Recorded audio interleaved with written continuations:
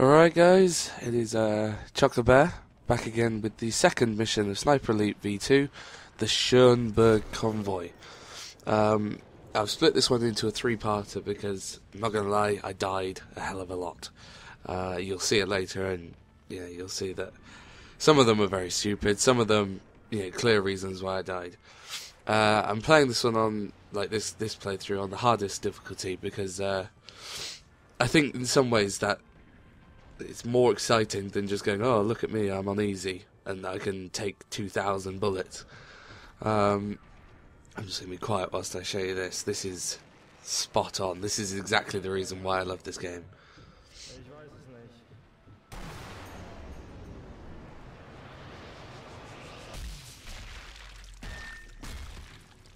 Yeah, boom. Just double headshot. Yeah, I mean, that's one of the reasons I love this game. But I'm playing it through on hard, so yeah, I don't...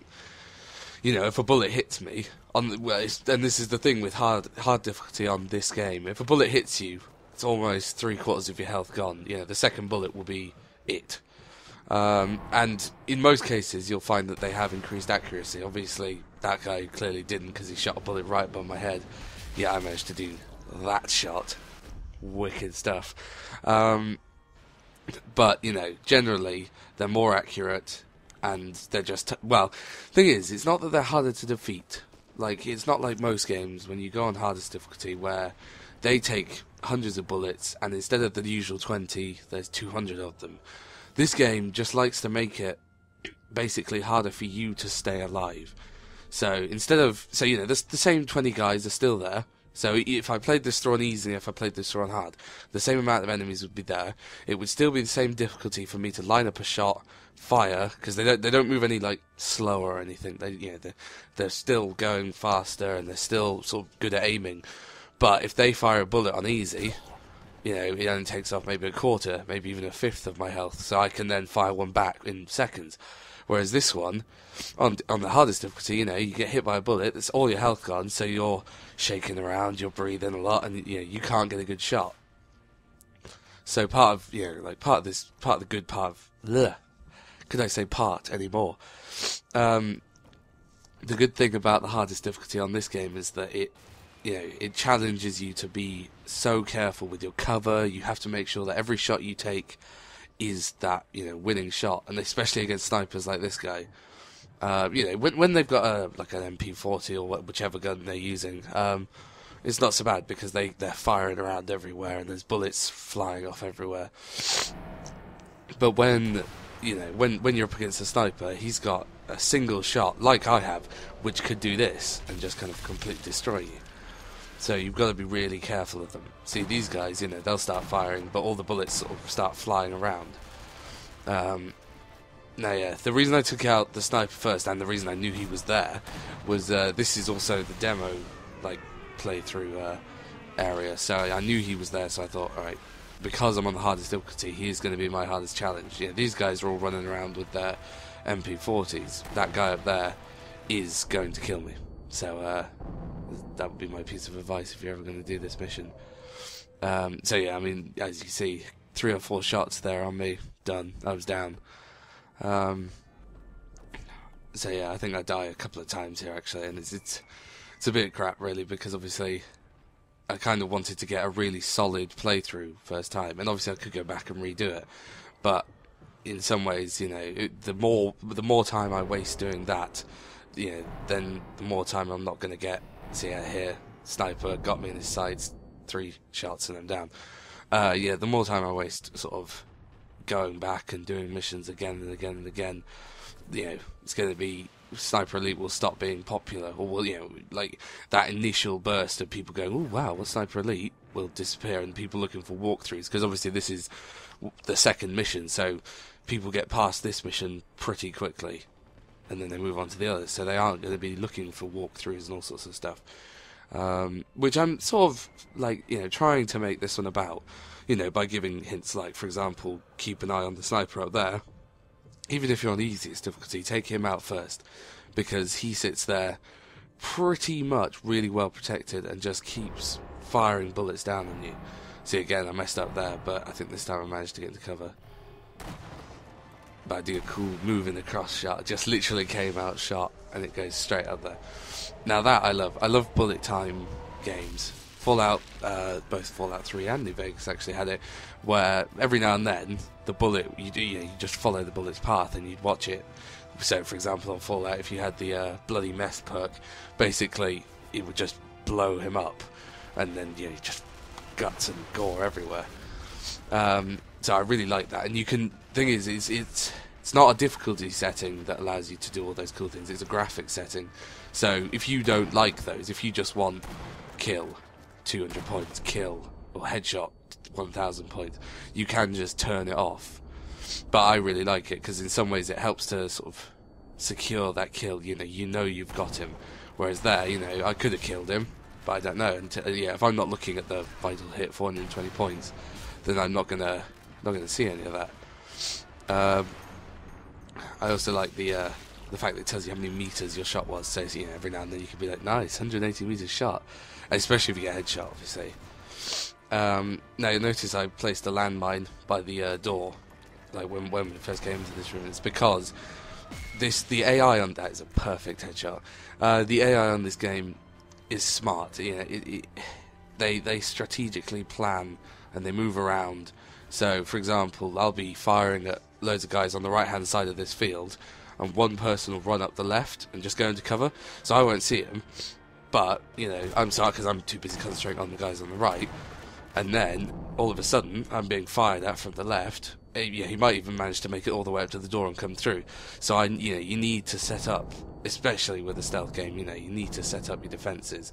If you're going to be like sort of camped up like a sniper would, you need to have solid defenses like the landmine there. To say, if anybody does come along, then they won't get me.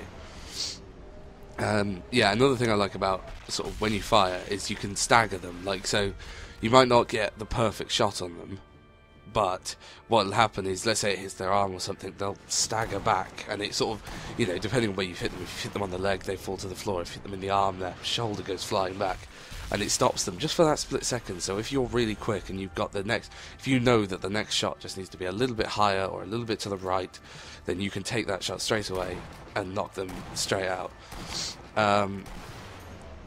So that's pretty good, and I do like all this, the X-ray sort of stuff. Not that, really, I mean, there are some achievements. For example, there's one where you can burst a soldier's ball, for example, because the bullet can go through it. Obviously, I think I've only actually got that shot one time,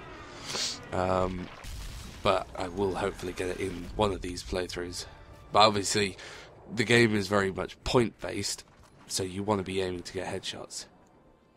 Now, one thing you'll notice is the moment, and I mean literally, the moment you've wiped everybody out, and it's a good thing, but it's also a really, I find it really annoying.